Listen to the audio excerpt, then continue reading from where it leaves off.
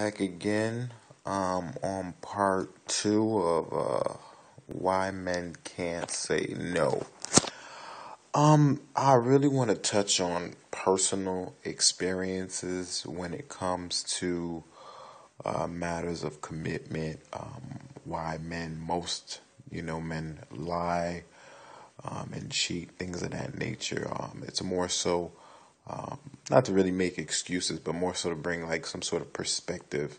Whereas women just don't really get it because again, you know, it's a little bit different dealing with it from this end than it is from the other. So starting with that point, me myself have been through certain kinds of rigors, if you will, complete and utter disasters when it comes to relationships. I mean, just absolutely just inexcusable heartbreak. And most of the time, it, you know, was, if you want to play the blame game, more of a 60-40 thing. I'm not going to be delusional. Like, most people and be like, oh, well, it's her.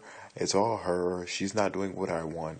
I mean, I'm sure that, like I said, I'll get into the whole women's point of view of it as well.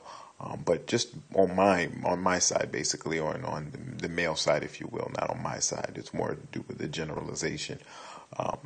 Whereas I felt as though, first of all, there's a few things that women need to know when it comes to keeping your man happy and things of that nature. It's simple, but it's not that simple because clearly the divorce rate is 67%. First off, make sure that you're attentive to what it is that your man likes. Example, if you start off cooking, if you start off being sweet, genuine, easy to talk to, available, loving, very into what goes on with them daily. Like if you put a man in a pattern, it's more so like growing up as a little boy.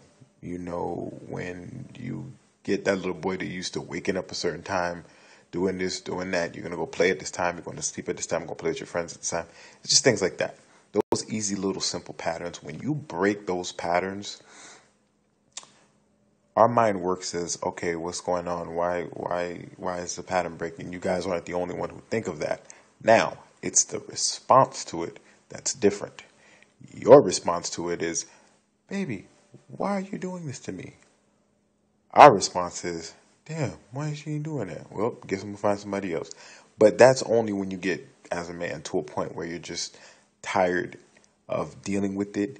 And again, that goes back to the communication issue. Men are not very good communicators when it comes to verbal speech. They're very good when it comes to nonverbal, if you will. But as far as body language, things like that. But as far as verbal communication, like telling you what's on my mind, as in something that's bothering me, or a friend of yours I don't like, or certain thing that you've done, a lot of men don't open up in that way because they're scared of being hurt or scared of being told no or being disappointed. That's first. Secondly, take care of your bodies. A lot of women will meet you a certain way, and you'll get comfortable, a little comfortable. I'll put on a few pounds. I mean, that's okay. I mean, it's just fine. But don't go honey bun ham.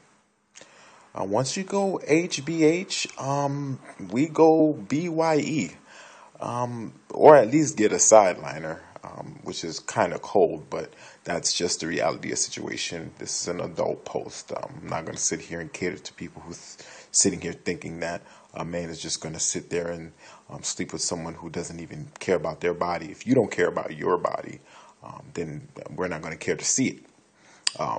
I mean, regardless of the love they have for you, everyone has a limit. I don't care what you say.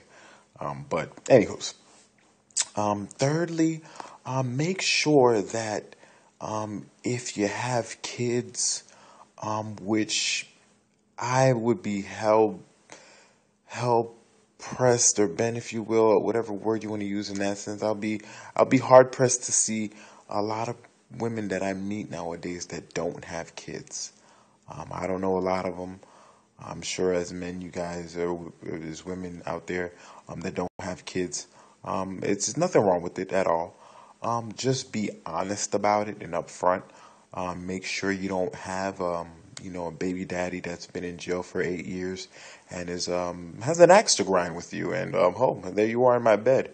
Then everyone's dead. That's also important. Also, if your kids are unruly, please tell us. We don't want to go to jail for choking out no kids.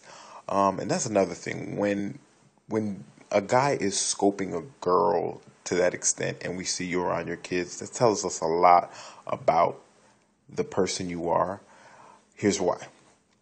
Your kids are something that you